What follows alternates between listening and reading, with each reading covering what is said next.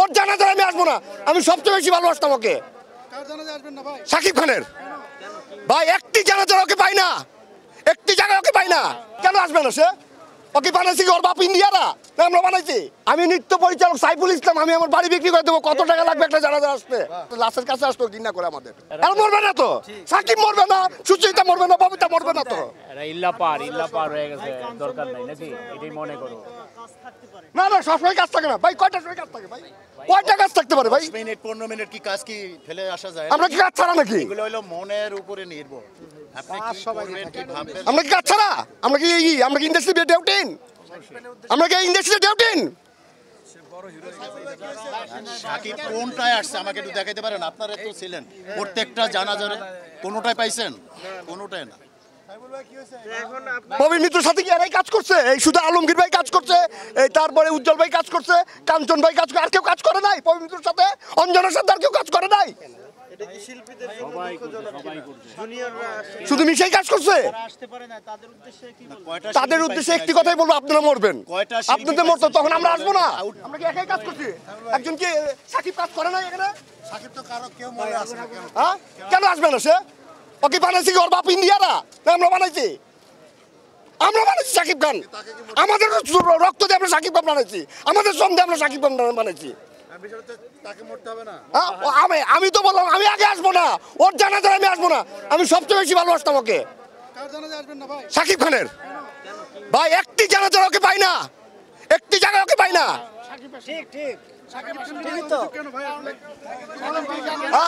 ভাই প্রবীণ মিত্রের সাথেও কাজ করে নাই, অঞ্জনের সাথেও কাজ করে নাই, আর শিল্পীদের সাথেও কাজ করে নাই।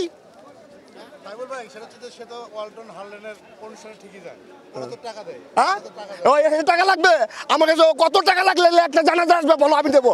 আমি সাইফুল আমার বাড়ি বিক্রি করে দেবো, যাও। আমি নৃত্য পরিচালক সাইফুল ইসলাম, আমি আমার বাড়ি বিক্রি করে দেবো। কত টাকা লাগবে একটা জানাজা আসতে?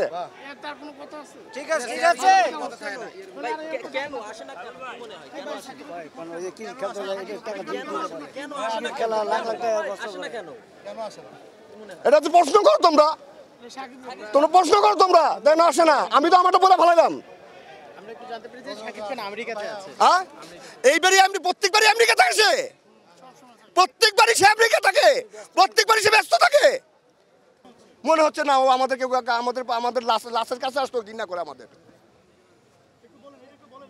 এই যে আসলো না প্রত্যেকটা। আপনারা বলেন কেন? আপনারা এই প্রশ্নটা করলেন, কয়টা জানাজারে বিজনেস আছে শাকিব খানে দেখছেন?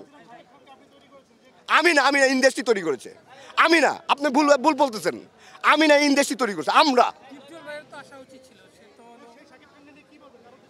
আমি তাকে একটি কথাই বলবো, তুমি আমাদের ভাই, তোমাকে ইন্ডাস্ট্রিতে যদি এতটুকু সময় পাও, এই ইন্ডাস্ট্রিতে কোনো একদিন মারা গেল, তুমি ইন্ডাস্ট্রিতে আইসো, এইটা আমি বলবো। এই জন্য তোমার খেপা। তুমি কিন্তু আমার শত্রু না, সাকিব কিন্তু আমার ব্যক্তিগত শত্রু না। এবং একটা সময় আমি আর সাকিব ওই যে পাল্টা হামলায় যে আগে যে ছবিগুলো হতো, একসাথে ঘুমিয়ে আসতাম। এবং ওই তেপান্তরে একটি স্টুডিও আসতাম, জানেন তো আপনারা। হ্যাঁ, সেখানে গিয়ে আমরা কিন্তু অনেক গল্প করতাম। কিন্তু আমার কষ্ট ওখানে না, কষ্টটা হলো প্রতিটা জানাজার তার আসা উচিত, প্রতিটা অনুষ্ঠান যারা আসা উচিত, কারণ সে ইন্ডাস্ট্রির ছেলে, ইন্ডাস্ট্রির বাইরে ছেলে না। টাকা পয়সা আজকে আছে, হাসিনা তো অনেক ক্ষমতা ছিল। হাসিনা তো বলছিল আমাকে ফালাইতে পারবে না, আল্লাহ ফালা দিছে। এই টাকা পয়সা যেদিন এই যে এরকম অহংকারী করবে, আল্লাহ একদিন ধাপ করে নিয়ে নিবে। আল্লাহর উপরে কেউ নাই, আল্লাহ রব্বুল আলামিনের উপরে কেউ নাই।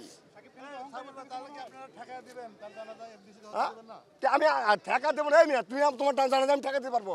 কি বলো তোমরা? কারণ জানাজা কেউ ঠেকা দেবো? আমি আসবো না, বাসা গেল।